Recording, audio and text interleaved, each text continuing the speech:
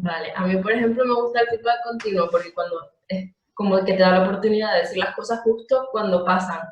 Entonces es como, vale, me lo dices y me doy cuenta porque justo a lo mejor acabo de hacer algo malo o lo que sea. Entonces, para mí el feedback continuo me parece una buena idea. Continúo.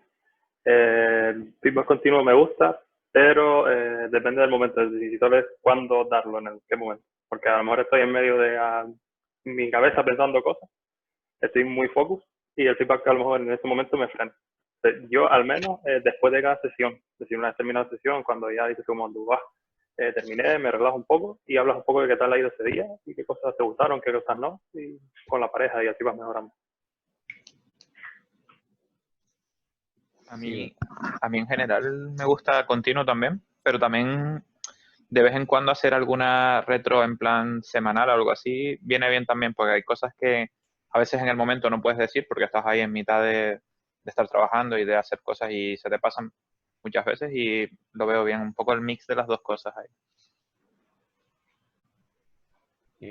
Yo creo que depende también un poco de la situación, o sea, prefiero el feedback continuo después de la sesión, pero sí que es verdad que cuando todo es agradable, cuando a lo mejor hay algún punto que es muy, muy, muy sensible, es preferible dejar un margen, que se enfríen las cosas y comentarlo con la mente un poco más fría y clara. Sí, yo estoy con Adri en eso a mí me gustaría que siempre fuera continuo, pero si, por ejemplo, en algún momento del día hay mucho ruido o pasa cualquier cosa familiar o lo que sea, yo creo que es mejor esos temas dejarlo para el final del día y decirle, oye, pasó esto, tal. Porque si no la persona se va a rayar o lo que sea y al final va a trabajar mal el resto del día. Algo así. Yo al final un poco más o menos como dicen todos, pues, un feedback continuo y cuando no es oportuno, pues diario o semanal. O sea, yo soy más de que surjan las cosas y tal. Pero bueno, era eso. No sé si me explico. Yo sí obligaría una retrospectiva semanal. No, a ver, eso sí, pero digo fuera de ese nivel, oye, quedamos para hablar de esto. Sino también que vayan surgiendo las cosas. Es complicado. Sí, o sea, puede ser a lo mejor algo aislado, ¿no? Que pasó una vez, a lo mejor no es necesario decirlo porque no es algo que suele pasar, pasó un día X cosa, a lo mejor, bueno, eso, que tenía un mal día y pasó algo concreto, pues claro, también es eso, es sentido común, es ver cuándo es necesario decir algo y cuándo no. Si vuelve a pasar, pues ahí en ese punto sí tienes que... Exacto, quería decir eso, justo. Pero hay cosas que a lo mejor, pues eso, cosas que no tienen por qué molestar y que seguramente sientas que es para mejorar, que, bueno, que depende de la persona, pues verás si vale la pena decirlo o no. Si a alguien se le escucha mal y está en una reunión, pues a lo mejor vale la pena decírselo para que el resto de personas, para que ella sea consciente que se le escucha mal y el resto de personas, pues no se sientan tampoco, no tengan que hacer un esfuerzo por escucharlo.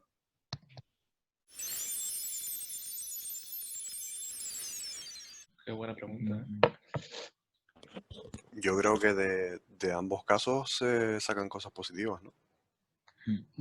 Es decir, si yo, por ejemplo, ahora estoy en un proyecto con Ulises y con Alex, donde ellos pilotan bastante más el lenguaje. Y sí, puedo aportar en algunas cositas que son están al margen de cualquier lenguaje, ¿no? Porque tienen que ver con principios y demás, y quizás por ahí puedo aportar un poco más. Pero también es cierto que eso no quita para que yo esté aprendiendo muchísimo de ellos y no creo que, no sé, no creo que sea un problema el tener niveles diferentes. De todo se saca algo bueno, ¿no? Si da la casualidad que tienen mismos niveles técnicos, pues irán más fluidos también me imagino, ¿no? Y se entenderán mejor quizás porque no hay que explicar tanto algunas cosas. Pero creo que tener a alguien más junior en el pairing también aporta porque quizá a veces un senior pasa cosas por alto porque ya está bastante acostumbrado a resolver un problema de una determinada manera y la visión de alguien más junior le puede hacer caer en la cuenta en algo que normalmente no se plantea. Yo creo que más que tener niveles parecidos de capacidad técnica es que la persona que tiene a lo mejor menos tenga ganas de llegar al mismo nivel que el otro. ¿Sabes lo que quiero, ¿sabes lo que quiero decir? Que Sí. tenga un montón de motivación, oye, quiero ponerme a tu nivel, tal, cual. y en algún momento van a estar los dos al mismo nivel y van a seguir aprendiendo juntos. En caso de haber un desbalance en cuanto a nivel técnico, que la persona que tenga más no sienta que por ello ella está por encima. O sea, realmente tiene que haber un consenso en cómo hacer el pairing. O sea, se tienen que saber hacer el pairing y siempre ir con esa mentalidad abierta de yo sé más que tú, yo mando, ¿sabes? Sino simplemente, aparte de eso, del tema de estar también la persona que está más junior aprendiendo, dispuesto a aprender de esa otra persona. Ahí me gustaría recalcar también que tampoco al revés, que la persona junior idolatre, digamos, a la otra, porque te pueden enseñar 1000 cosas también. Entonces, que nadie es más que nadie al final.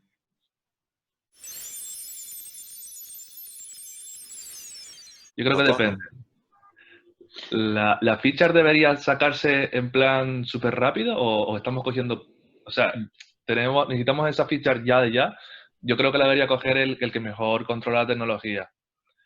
Si no, yo prefiero que la coja el junior en sí porque es más como más para aprender, en plan... Aunque te pierdas un poco al principio, la fluidez la acabas dominando después. Pero yo creo que depende del cliente sobre todo, ¿no? No, iba a decir que a la margen de los tiempos que tengas de los sprints con el cliente y demás, ¿no? Que una persona esté siempre haciendo el mismo rol agota bastante, sobre todo si eres driver, ¿no? Y que controles más no implica que no te canses. Y tampoco implica que le venga bien a la persona que controla menos ponerse de driver para trastear directamente con la tecnología, ¿no? Entonces creo que independientemente de lo que requiere el cliente, es una buena opción porque la fatiga se nota y si quien controla más puede tener esos descansos, pues al final vas más rápido que si estás siempre la misma persona tecleando.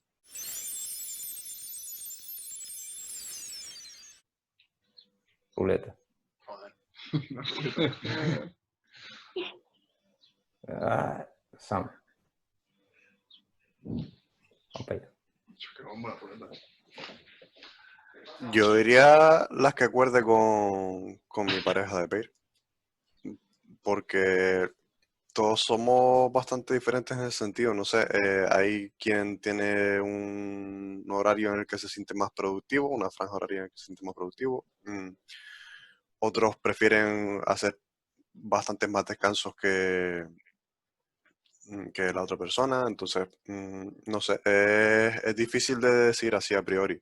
Yo creo que está totalmente sujeto a con quién estés haciendo pair y cómo seas tú también y cómo lo gestiones.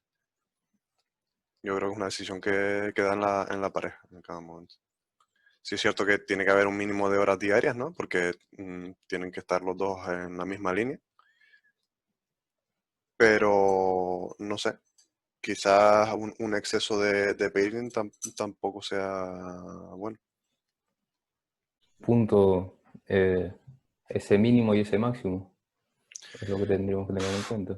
Sí, es que yo creo que depende mucho de cada persona, ¿no?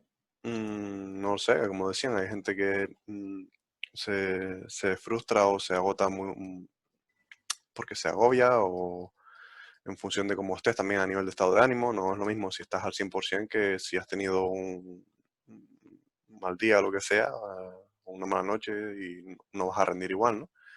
Entonces no creo que se pueda fijar tan a la ligera ese concepto horario.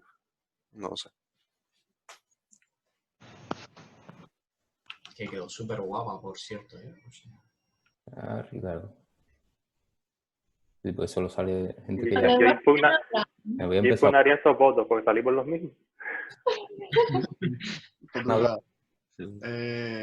Yo creo que es un debate que tiene muchos subdebates dentro, ¿sabes? Tiene muchísimas variables. Ya que, por ejemplo, una pregunta que me sale es, ¿qué consideras tu tiempo de trabajo en pairing? ¿Consideras el tiempo de trabajo en pairing siempre que estés haciendo pairing o lo que consideres tú eficiente a eso? No sé si me explico. ¿sabes? El tiempo que realmente eres eficiente, porque varían mucho las horas finales con horas realmente eficientes. Si yo puedo, por dar un número y mojarme, vamos a poner, para que signifique que la pareja está trabajando bien y es eficiente, vamos a poner un mínimo de, en caso de que tengamos una jornada de 8 horas, vamos a poner la mitad de la jornada eficiente. Si no, si igual le hacemos 3, igual significa que hay que mejorar la eficiencia de la pareja, y si hacemos más, igual significa que deberíamos meterle más tiempo a project managing, a pensar mejor las cosas, yo qué sé, ¿sabes? Cosas así, no sé, más o menos. Para mí, ¿sabes? Es difícil cuadrar horas. Es depende de las tareas que haya cuando gusta. Si es una tarea muy compleja, yo creo que estaría súper bien, aunque sean las 8 horas, súper bien estar 2 personas ahí con la tarea que es súper complicada y tal. Pero si es una tarea sencilla de cambiar textos, imágenes o colores, cosas así, pues que la hagan 2 personas me parece un poco pasar el rato, porque para otra cosa no va a ser. No sé, así que como media 4 horas creo que está bien, pero no sé definir si es mucho o poco. Yo creo que depende de las tareas y de las dificultades. Si a lo mejor empiezo yo solo y me está costando, a lo mejor sería buena idea empezar a hacer pay con alguien para sacarla mejor, lo que sea. También depende si la otra persona está muy ocupada y esas cosas. O sea, no sé, para mí depende de muchas cosas. Estoy con Michael porque de hecho lo hacemos mucho así, el pay nosotros, en plan, si las tareas son muy complejas, a lo mejor estamos todo el día en pay, pero a veces estamos 5 minutos o así, una duda puntual, entonces yo pondría que depende más de las tareas y de la ocupación del compañero, que no podría poner unas horas. Vale, entonces, me surge a mí la duda. Si fueran, hablamos que si es tareas complejas, si es necesario estar más horas, ¿vale? Pongamos que siempre son tareas complejas. Hay un mes entero de tareas complejas. Tenemos que trabajar 8 horas haciendo PAIR. Yo ahí creo que 8 horas, o sea, para mí el PAIR tiene, o sea, como mayor carga mental, ¿sabes? O algo así, no sé cómo explicarlo bien, que trabajar solo, por ejemplo. Entonces, para mí, trabajar a lo mejor, yo que sé, más de 5 o 6 horas haciendo PAIR me supone, o sea, como mucho cansancio, ¿sabes? Entonces, yo lo limitaría a un máximo también, porque, o sea, a mí no me parece 8 horas de PAIR, no me parece que pueda ser productivo. Los chicos de Código TV hicieron una estadística y tal, y lo que más salió es que un 60% del tiempo de la jornada laboral era productiva en PAIR, pero después a partir de ahí era como too much, ya sabes, ya se empezaba a perder productividad, por así. Tampoco me parece mal, ¿no? Esas 4 horas que comentó Michael, creo, de PAIR si es necesario, porque las tareas siempre son complejas y bueno, es que si ya veis que son sencillas, pues separarse, ¿no? Eso es un poco también, como esto, común, ¿no? Un consenso.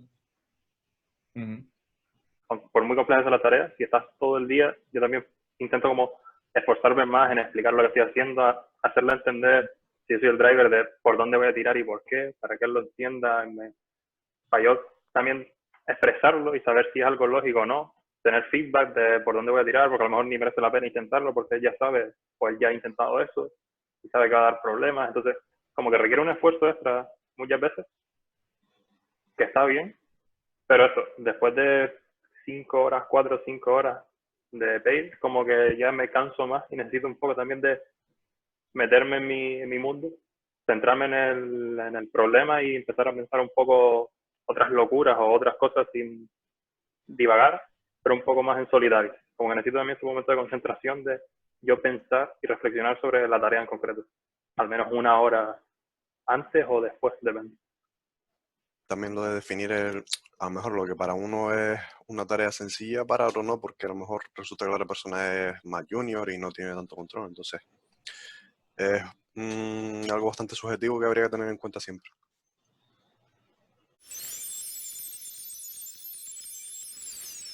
Claro, aquí quizás tapamos esto, que es lo importante. Es decir, ¿Se puede trabajar de manera síncrona en LinkedIn? Yo lo veo complicado.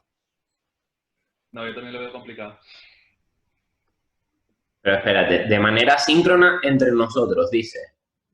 ¿Podríamos trabajar cada uno en una parte del mundo y solo coincidir una hora? No, claro que Claro, no. porque hablamos de pairing. Es lo que decía Jorge, de que pues a lo mejor 2 personas, o sea, tendrían que ser mínimo 4 para que 2 personas trabajasen en una zona horaria y 2 en la otra y pudiesen tener esas sincronizaciones, pero si no, con la filosofía de hacer pairing, de coincidir mínimo, yo qué sé, 2, 3 horas para poder hacer una sincronización, a poder hacer una review en equipo o poder revisar una PR aunque esté en GitHub en equipo, o sea, tiene que haber un mínimo. Y si fuesen zonas horarias, pues muy distantes, por ejemplo, Tenerife Abu Dhabi, pues se complica un poco. Ahí cuadraba más o menos, podía haber cuadrado. Y sí, lo que cuadraba justito. No, bueno, no sé. Eran una diferencia de 6 horas, pero sí, o sea, cuando estuvimos, ¿era más? 4, ¿ves? Pues eso, la diferencia entre comillas era poca. Si Por hubiese... eso, Yo me acuerdo que cuando estuvimos, nosotros empezábamos más temprano, ustedes se conectaban, nos íbamos nosotros por la tarde y ustedes les cogía poquito más de media mañana o algo así, ¿sabes? Que bueno. Sí, pues sí, eso. pero que, no sé, bueno, mi opinión ahí, aunque nos quitamos un poco del rollo, justamente ahí yo creo que sí se podía sincronizar bien, porque teníamos como 4 horas justo que sí currábamos juntos, o sea, en el mismo horario. Y de todos modos, no sé, yo creo que a lo mejor un rollo temporal puede ser, obviamente, fijo ni de coña, porque no es la filosofía de la empresa. Es lo que quería decir, que de manera temporal sí te lo compro, pero de manera fija es inviable. Bueno, mientras haya ese solapamiento de horas, ¿no? Que comentamos antes al hacer pay, pues si el mínimo de horas que decimos hacer pay son 4 o 5, digamos, pues mientras podamos trabajar esas horas, no debería haber problema, entiendo, ¿no? Correcto. Pero claro, ya no es, o no lo veo yo, no creo que sea manera síncrona, o sea, no es trabajar de forma síncrona. Es trabajar haciendo pay, pero en horarios distintos, donde hay unas horas que tenemos en común.